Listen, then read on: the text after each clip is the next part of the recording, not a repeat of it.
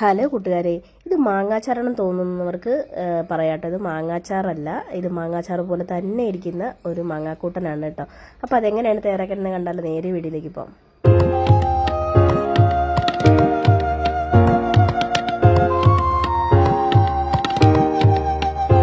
അപ്പോൾ നമുക്ക് ഞൊടിയിടയിൽ തയ്യാറാക്കാൻ പറ്റുന്ന ഒരു മാങ്ങ കൂട്ടാനാണ് കേട്ടോ. മാങ്ങാച്ചാറ് പോലെ തന്നെ ഇരിക്കും, പക്ഷേ നല്ല ടേസ്റ്റിയാണ്. അതിനായിട്ട് ഞാനിവിടെ തൊലിയോട് കൂടിയാണ് കേട്ടോ മാങ്ങ എടുത്തിരിക്കുന്നത്. നമ്മൾ അച്ചാറൊക്കെ ഉണ്ടാക്കുന്നത് പോലെ തന്നെ അച്ചാറുണ്ടാക്കുമ്പോഴും ഞാൻ തൊലിയോട് കൂടിയാണ് എടുക്കാറുള്ളത്. അപ്പോൾ നിങ്ങൾ എങ്ങനെയാണ്, തൊലി കളഞ്ഞിട്ടാണോ എടുക്കാറുള്ളത്? ഒന്ന് കമൻറ്റ് ചെയ്യണം കേട്ടോ. അപ്പോൾ തൊലിയോട് കൂടി എടുത്തിട്ടുണ്ട്. നല്ല ഒരു ഇടത്തരം പുളിയുള്ള മാങ്ങയാണ് കേട്ടോ. അച്ചാറൊക്കെ ഇടാൻ പറ്റിയ മാങ്ങയാണ്. അപ്പോൾ അതായത് ഇതുപോലെ ചെറിയ കഷ്ണങ്ങളായിട്ട് നുറുക്കിയെടുക്കണം കേട്ടോ, ചെറിയ പീസുകളായിട്ട്. ഇതിനെക്കാട്ടിലും ചെറുതായിട്ട് എടുക്കണമെന്നുണ്ടെങ്കിൽ അങ്ങനെ എടുക്കാം കേട്ടോ. അപ്പോൾ അതവിടെ മാറ്റി വെച്ചിട്ടുണ്ട്. ഇനി ഇതിനകത്തേക്ക് ചെറിയ ഉള്ളിയാണ് കേട്ടോ വേണ്ടത്. ചെറിയ ഉള്ളി ഒരു 10-20 എടുത്തിട്ടുണ്ട്. നമ്മൾ ഒരു മാങ്ങയാണ് കേട്ടോ എടുത്തിരിക്കുന്നത്. ഞാൻ പകുതി മാങ്ങ അരിയുന്നതായിട്ട് കാണിച്ചിട്ടുള്ളൂ. ഒരു മാങ്ങ മുഴുവനായിട്ട് എടുത്തിട്ടുണ്ട്. അതിനകത്തേക്കൊരു 10-15 ചെറിയ ഉള്ളിയും കൂടി എടുത്തിട്ടുണ്ട്. 3 പച്ചമുളകും കൂടി എടുത്തിട്ടുണ്ട്. അതെല്ലാം ഇതുപോലെ ചെറിയതായിട്ട് നുറുക്കിയെടുക്കണം കേട്ടോ. നമ്മൾ ചോപ്പർ ഉണ്ടെങ്കിൽ ചോപ്പറിലിട്ട് നുറുക്കിയെടുത്താലും മതി.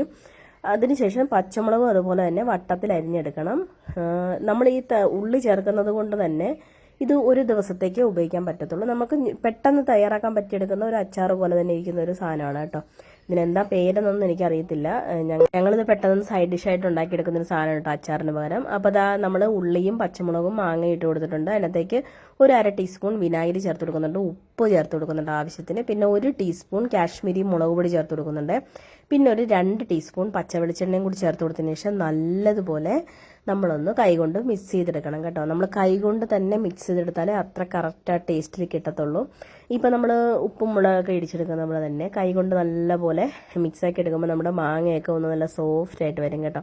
അപ്പോൾ അതിന് വേണ്ടിയാണ് കൈകൊണ്ട് തന്നെ മിക്സ് ചെയ്തെടുക്കാൻ നോക്കുക. അത്രയേ ഉള്ളൂ കേട്ടോ. നമ്മുടെ സിമ്പിളായിട്ടുള്ള നമ്മുടെ മാങ്ങാക്കൂട്ടൻ ഇവിടെ റെഡി ആയിട്ടുണ്ട്. മാങ്ങ കൂട്ടാനൊന്നും പറയാൻ പറ്റത്തില്ല, മാങ്ങ അച്ചാറ് പോലെ തന്നെ എടുക്കാൻ പറയാം. അപ്പോൾ അത്രയേ ഉള്ളൂ. എല്ലാവർക്കും വീഡിയോ ഇഷ്ടപ്പെട്ടെന്ന് വിചാരിക്കുന്നു. ഒരു തവണയെങ്കിലും ഇതുപോലെ ട്രൈ ചെയ്ത് നോക്കിയാൽ ചോറുണ്ടാൻ വേറെ ഒരു കറിയും വേണ്ട കേട്ടോ, അത്ര ടേസ്റ്റിയാണ്.